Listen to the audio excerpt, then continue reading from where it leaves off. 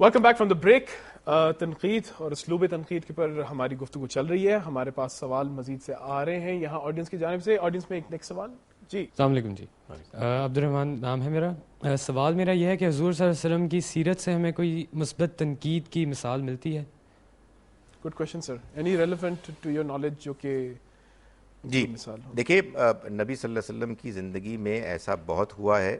قرآن مجید سے بھی یہ معلوم ہوتا ہے کہ آپ کو لوگوں نے بے جا تنقید کا نشانہ بھی بنایا اور بعض اوقات آپ کو بعض ایسی چیزیں سجیسٹ کیں کہ جو چیزیں آپ نے ان کے کہنے پر ان کے مشورے کے مطابق کر لیں. سو آپ کی سیرت سے ہم کو یہ معلوم ہوتا ہے کہ بعض اوقات ایسا ہوگا کہ لوگ آپ پر تنقید کریں گے اور آپ اگر اس تنقید کے بارے میں محسوس کرتے ہیں کہ وہ بے جا ہے, بیسس اس کی کوئی نہیں ہے, تو آپ اگنور کریں. آپ نے اپنے دشمنوں کی باتوں کو بہت اگنور کیا جبکہ اس کے اندر کوئی وزن نہیں تھا.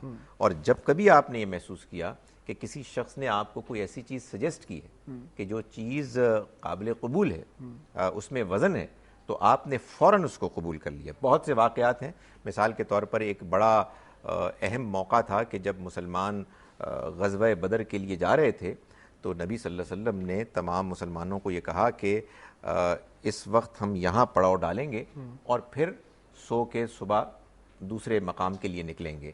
تو آپ کے ساتھیوں میں سے کسی ایک نے یہ پوچھا کہ کیا آپ کو وحی کے ذریعے سے یہ بات بتائی گئی ہے یا آپ کا اپنا فیصلہ ہے؟ تو آپ نے فرمایا میرا فیصلہ ہے. تو آپ کو انہوں نے کہا کہ بات یہ ہے کہ میں اس علاقے کو زیادہ جانتا ہوں, مجھے معلوم ہے کہ ذرا آگے ایک اور مقام ہے کہ جہاں ہمیں پانی بھی ملے گا اور آرام کرنے کی بہتر جگہ ملے گی. تو آپ نے فوراً فرمایا کہ اٹھو اور وہاں چلو.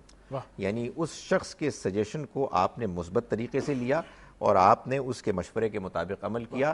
ایسے واقعات آپ کی زندگی میں بہت ملتے ہیں جس میں آپ دوسرے شخص کے مشورے کو دیکھتے کہ وہ آپ کی رائے سے اگرچہ مختلف ہے لیکن اس کے باوجود اس میں وزن ہے تو اس کو فوراً قبول کرتے. اور جہاں کہیں آپ پر کوئی ایسی تنقید ہوتی کہ جہاں آپ یہ محسوس کرتے کہ اس میں کوئی وزن نہیں ہے, وہ تنقید برائے تنقید ہے, اس کو اگنور کرتے. بدر میں تو ہم نے خاص طور پہ دیکھا کہ واقعی بہتری تھی اس جگہ پہ. جناب اگلے سوال کی جانب پڑیں گے. کوئی اور کوشچن؟ جی السلام علیکم. میرا نام فاطمہ اکرم ہے اور میرا کوشچن آپ سے یہ ہے کہ حضرت علی فرماتے ہیں کہ جس نے سب کے سامنے کسی کو تنقید کیا اس نے اس کو بگاڑ دیا, اور جس نے اس کو اکیلے میں تنقید کیا اس نے اس کو سنوار دیا.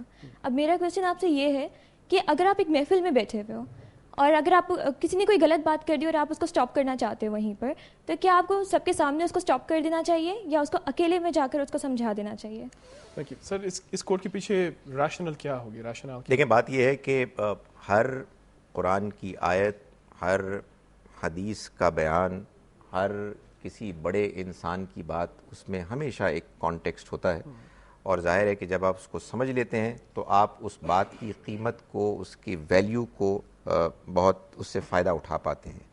ظاہر ہے کہ یہ جو اہم قول انہوں نے بیان کیا, اس میں بھی جو بات کی جا رہی ہے وہ ایک عمومی بات ہے. یہ بات بالکل صحیح ہے, اس میں بڑی حکمت ہے کہ عام طور پر کسی فرد کو اگر آپ مجلس میں تنقید کا نشانہ بنائیں گے تو اس کی انا مجروح ہوگی, وہ محسوس کرے گا کہ مجھے اس نے بے عزت کیا.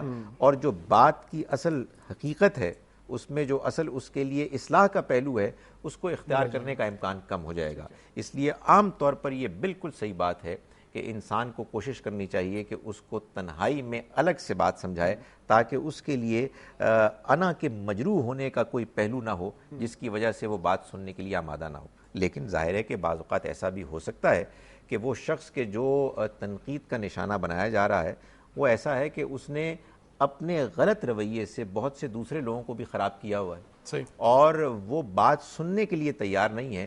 اس وجہ سے اس کو دوسروں کے سامنے اچھے انداز میں تنقید کا نشانہ بنانے کی وجہ یہ بنتی ہے کہ دوسرے لوگ تو کم سے کم اس کے شر سے بچ جائیں یا اپنی اصلاح کر لیں. سو یہ بات عمومی طور پر بالکل صحیح. ڈاکٹر صاحب اس سوال سے تھوڑی سی اور میں چیز پوچھنا چاہ رہا تھا کیونکہ ہمارے میڈیا سے بھی بہت اس کا تعلق بنتا ہے کہ ہم لوگ تنقید بعض اوقات اسی طرح محفل سمجھے پوری دنیا دیکھ رہی ہے اس کے اندر بھی ہم کرتے ہیں. سیاستدانوں کا بہت ہوتا ہے یا کوئی بھی ایسی شخصیت جو کہ ذمہ دار ہو سوسائٹی میں بائی لا یا پارلیمنٹ یا کسی بھی طرح, اب ان کی تنقید ہم کرتے ہیں دنیا کے سامنے, تو کیا یہ تنقید بھی غلط ہو سکتی ہے؟ میں نے اسی لیے گزارش کی کہ دیکھیں تنقید کو پبلک میں ہر حال میں کرنا غلط نہیں ہے. یقیناً سیاستدان بہت سے ایسے سٹیٹمنٹس دیتے ہیں, ایسے اقدامات کرتے ہیں کہ جس کا اثر پوری سوسائٹی پر پڑتا ہے. اس وجہ سے اگر آپ ان کو تنہائی میں جا کے کوئی بات سمجھائیں اور وہ پھر بھی آپ کی بات کو ٹال دیں, نظر انداز کر دیں, تو جو سوسائٹی کا نقصان ہو رہا ہے وہ ہوتا رہے گا. لیکن اس میں بھی کوئی شک نہیں ہے کہ میڈیا بعض اوقات سیاستدانوں پر بھی تنقید کرنے میں زیادتی کرتا ہے.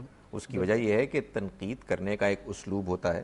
تنقید کرنے کے انداز اگر اچھے مثبت ہیں تو چاہے آپ نے پبلک ہی میں کیوں نہ تنقید کی ہو, اس کا اچھا اثر پڑ سکتا ہے سیاستدانوں پر. لیکن اگر آپ کا انداز ہی ایسا ہے کہ جس میں اصل میں آپ دوسرے کو بے عزت کر رہے ہیں, دوسرے کو آپ گرا رہے ہیں, آپ کا انداز اصل میں طنزیہ انداز ہے, سرکیزم ہے, تو ظاہر ہے اس میں کوئی اصلاح وہ ایک چیپ پبلسٹی بھی بن جاتی ہے, وہ غیبت شروع ہو جاتی ہے. یعنی کہ تنقید اگر اس طرح صحیح طرح کی جائے ان پہ جن کے اوپر کافی پبلک اوپینین بھی رائے قائم ہو, تو وہ ایک احتساب اور انصاف کے پہلو میں بھی آ سکتا ہے. مقصد اگر آپ کا اصلاح ہے تو پھر آپ کو ہر حال میں ایسے انداز میں تنقید کرنی چاہیے کہ جس میں دوسرا شخص آپ کی بات سن کر اپنی اصلاح کی طرف مائل ہو. بالکل. تنقید اور اصلاح کا یہ جو نازک سا توازن ہے, اس کے اوپر ہم مزید بات کریں گے اس بریک کے بعد.